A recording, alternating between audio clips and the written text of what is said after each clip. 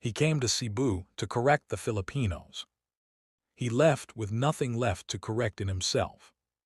Father Ignacio del Val had spent his entire life inside the walls of certainty, raised in a strict Spanish family of priests, trained in theology, shaped by the belief that faith must be controlled, organized, and silent.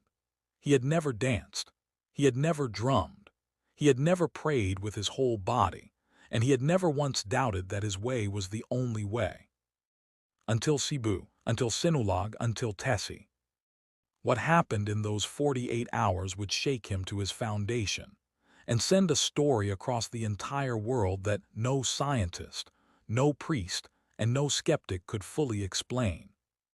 If this story gives you chills, subscribe right now and hit that bell, because island history brings you the stories they don't teach in school. Cebu City in January is not a quiet place. It does not ease you in. It hits you all at once. The color, the sound, the heat, the smell of incense mixing with street food and sea salt. Big banners snap in the wind near centuries-old Spanish churches. Vendors shout over each other. Feet pound the pavement in rhythms older than any road in this city.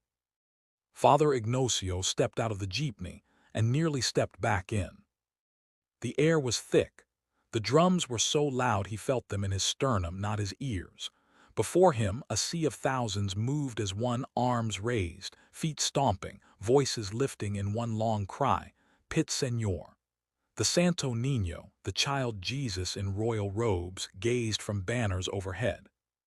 Ignacio's jaw tightened. He pulled out his notebook and wrote 2 words, pagan dancing. He had come to preach. He had come to correct. He was so sure of his purpose that he hadn't yet considered that he might be the one who needed correction. He stood at the steps of the Basilica Minor del Santo Niño and watched the dancers below. At first, his eyes recorded chaos too loud, too wild, too unstructured for anything he recognized as worship. But the longer he watched, the more a strange feeling crept into his chest. Something in the rhythm pulled at him. Something in the pattern felt ancient in a way that made the hairs on his arms rise. One old man caught his attention. He looked frail, thin arms, bare feet on hot stone, but he moved with the confidence of someone who had been doing this since before Ignacio was born. His eyes were closed. His arms were stretched wide. "Santo," he shouted above the drums, "thank you for my life." Ignacio wrote it all down, but he could not look away. The history of Sinulog was something Ignacio had studied